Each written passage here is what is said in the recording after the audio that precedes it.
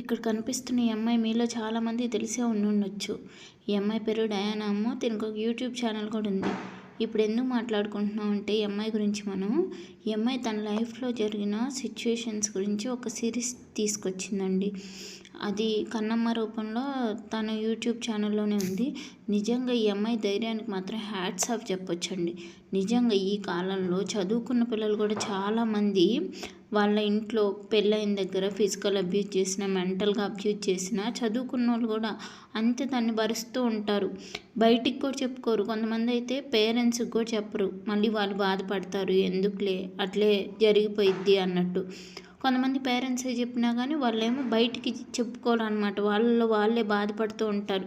బయటికి తెలిస్తే పరువు పోయిద్ది, అలాగ భరిస్తూనే ఉంటారు. చివరికి కొంతమంది భరించలేక సూసైడ్ చేసుకోవటం ఇప్పుడు చూస్తూ ఉంటాం కదా. పిల్లల్ని చంపి వాళ్ళు చనిపోవటం అలా చేస్తూ ఉంటారు. కానీ ఈ అమ్మాయి చిన్న వయసు అయినా దాని నుంచి బయటకు వచ్చి వాళ్ళు ఇలాంటి వాళ్ళు అని ప్రపంచానికి తెలిసేలా చేసింది. కరెక్టే చేసింది నా వరకు. ఎందుకంటే నెక్స్ట్ ఇంకొక అమ్మాయి వాళ్ళ ట్రాప్లో పడకూడదు కదా.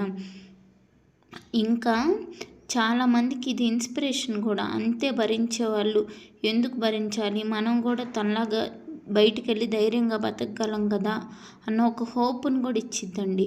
పేరెంట్స్కి కూడా అవును వాళ్ళ అమ్మాయిని బయటికి తీసుకొచ్చారు, ఇప్పుడు ఆ అమ్మాయి బాగుంది నవ్వుతా, మన అమ్మాయిని కూడా అట్లే మనం ధైర్యం చేసి బయటికి తీసుకొస్తే తన జీవితం కూడా బాగుండిద్దేమో, ఎందుకు ఎన్ని రోజులు తన అలాంటి నరకంలో ఉండాలి అన్న ఒక ఆలోచన కూడా వచ్చిద్ది. అలాగా ఉన్న పేరెంట్స్కి నిజంగా వీళ్ళ తల్లిదండ్రులకు కూడా హ్యాట్స్ ఆఫ్ చెప్పొచ్చండి. దీన్ని ఎంకరేజ్ చేసినందుకు.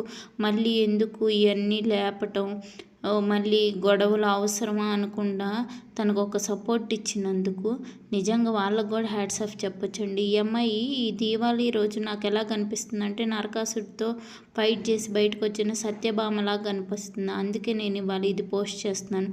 మీది అభిప్రాయం ఏంటో కమెంట్ సెక్షన్లో చేయండి. నాకు కూడా నా ఛానల్ కూడా సబ్స్క్రైబ్ చేసుకోండి. Thank you.